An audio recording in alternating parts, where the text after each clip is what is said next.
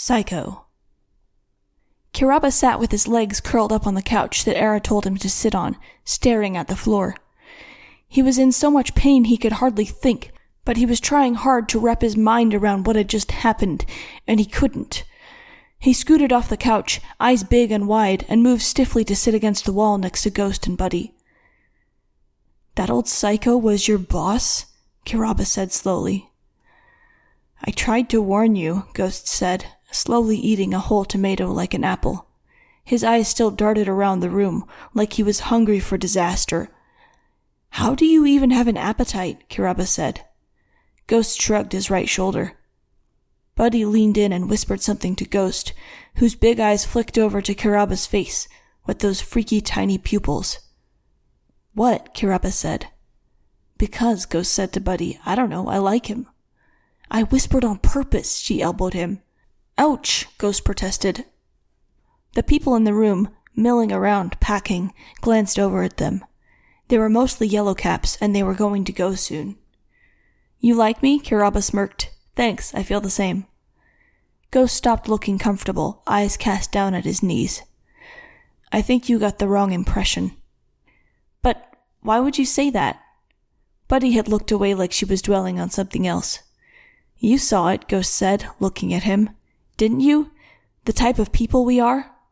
When he turned, the 3 bloody lumps on his forehead showed, recalling that moment more vividly to Kiraba. "What, was I supposed to see something bad about you when your boss was going totally psycho on us?" Kiraba said. His eyes widened, remembering it. "Psycho?" Ghost smirked without happiness. "You have no idea." "That was so horrifying," Kiraba said. "And besides, I don't think you did anything wrong." Ghost stared at him. "Those were my people beating you," he said, "and your family. And Old Man was telling you the truth. He was being unusually gentle. And I took his orders for 3 years. He paused, eyes narrowing at Kiraba. "You still think I'm fucking innocent?" "But you're just a kid." "I'm 15. Same age as Kiraba." "You were right," Kiraba said. "Yeah," Ghost scoffed. "I know." "No, I mean, you were right that I didn't get it. Specifically, you don't fucking get it." Buddy looked up at Ghost when he said that. She kept studying his face, then looking away, confused. Kiraba's mind kept replaying those hints of something much colder than he could comprehend, the way Ghost stole his knife and then just executed his former partners. The look in his eyes when he almost stabbed Kiraba. He wasn't scared for his life, he just decided to. And then Old Man, without a hint of hesitation as he ripped Kiraba's wrist and shoulder out of place. He'd intentionally torn his tendons, knowing precisely what he was doing. The way he simply dismissed Kiraba's words with, "Knife him." Kiraba shuddered. Exactly what would it take to be so harsh, without a hint of human empathy or remorse? "How do you guys just—" Kiraba hesitated, swallowing. "Go cold." Ghost frowned, throwing the last piece of tomato into the middle of the room. "What do you mean? Are you actually able to disregard that your enemy is human?" Buddy looked up at Ghost to hear his answer. "Buddy can't," Ghost said. "Can you?" Buddy asked. Ghost blinked, looking away thoughtfully. "I'm not seeing people, I'm seeing patterns," he said. "And then I kill them, and then I look and they're—" He looked down, pressing his lips together for a moment.